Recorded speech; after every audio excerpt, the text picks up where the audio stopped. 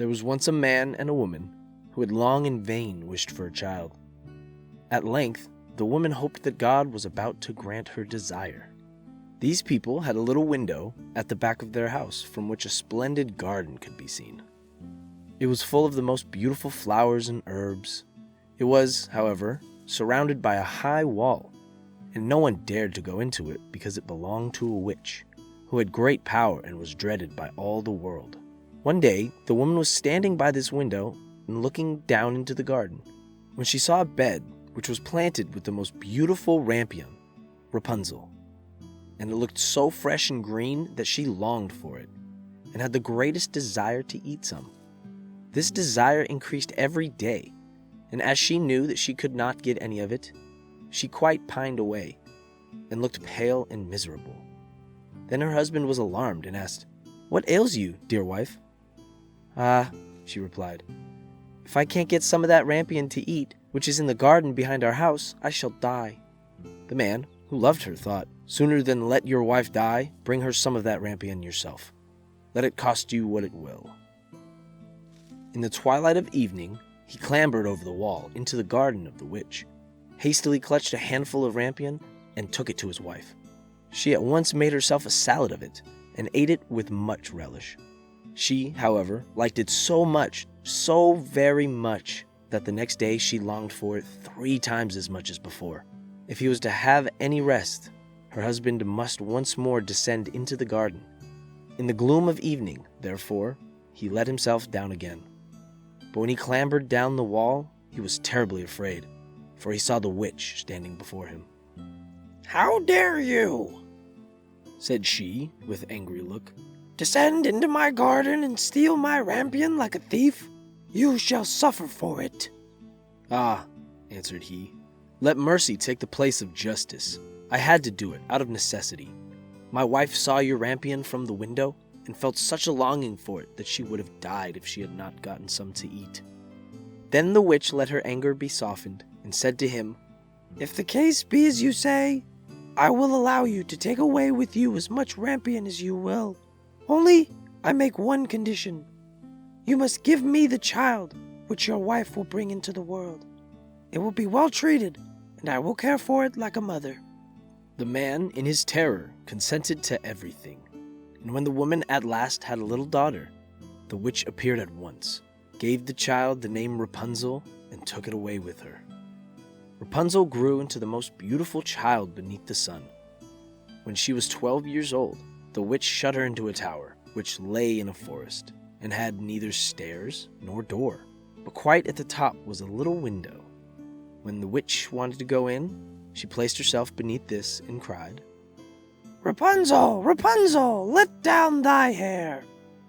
Rapunzel had magnificent long hair, fine as spun gold, and when she heard the voice of the witch, she unfastened her braided tresses and wound them around one of the hooks of the window above. And then the hair fell 20 ells down, and the witch climbed up by it. After a year or two, it came to pass that the king's son rode through the forest and went by the tower. Then he heard a song, which was so charming that he stood still and listened. This was Rapunzel, who, in her solitude, passed her time in letting her sweet voice resound. The king's son wanted to climb up to her, and looked for the door to the tower, but none was to be found. He rode home, but the singing had so deeply touched his heart that every day he went into the forest and listened to it. Once, when he was thus standing behind a tree, he saw that a witch came there, and he heard how she cried, "Rapunzel, Rapunzel, let down thy hair." Then Rapunzel let down the braids of her hair, and the witch climbed up to her. "If that is the ladder by which one mounts, I will for once try my fortune," said he. The next day, when it began to grow dark, he went to the tower and cried, "Rapunzel, Rapunzel, let down thy hair." Immediately, the hair fell down, and the king's son climbed up. At first, Rapunzel was terribly frightened when a man, such as her eyes had never yet beheld, came to her. But the king's son began to talk to her quite like a friend, and told her that his heart had been so stirred that it had let him have no rest, so he had been forced to see her. Then Rapunzel lost her fear, And when he asked her if she would take him for her husband, and she saw that he was young and handsome, she thought, "He will love me more than old Dame Gothel does." And she said yes, and laid her hand on his. She said also, "I will willingly go away with you, but I do not know how to get down. Bring with you a skein of silk every time that you come, and I will weave a ladder with it. When that is ready, I will descend, and you will take me on your horse." They agreed that until that time he should come to her every evening, for the old woman came by day. The witch remarked nothing of this, until once Rapunzel said to her, "Tell me, Dame Gothel, how it happens that you are so much heavier for me to draw up than the young king's son? He is with me in a moment." "Ah, you wicked child!" cried the witch. "What do I hear you say? I thought I had separated you from all the world, and yet you have deceived me."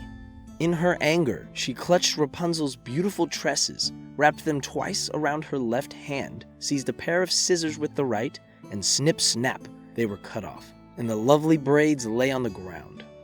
And she was so pitiless that she took poor Rapunzel into a desert, where she had to live in great grief and misery.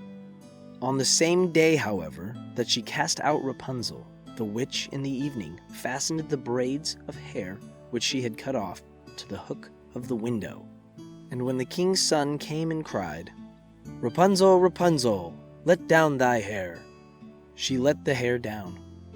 The king's son ascended.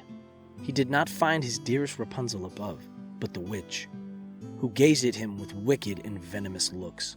"Aha!" she cried mockingly. "You would fetch your dearest, but the beautiful bird sits no longer singing in the nest. The cat has got it, and will scratch out your eyes as well. Rapunzel is lost to you. You will never see her more." The king's son was beside himself with grief, and in his despair he leapt down from the tower. He escaped with his life, but the thorns into which he fell pierced his eyes. Then he wandered quite blind about the forest, ate nothing but roots and berries, and did nothing but lament and weep over the loss of his dearest wife. Thus he roamed about in misery for some years, and at length came to the desert where Rapunzel lived in wretchedness. He heard a voice, and it seemed so familiar to him that he went towards it. When he approached, Rapunzel knew him, and fell on his neck and wept. 2 of her tears wetted his eyes, and they grew clear again, and he could see with them as before.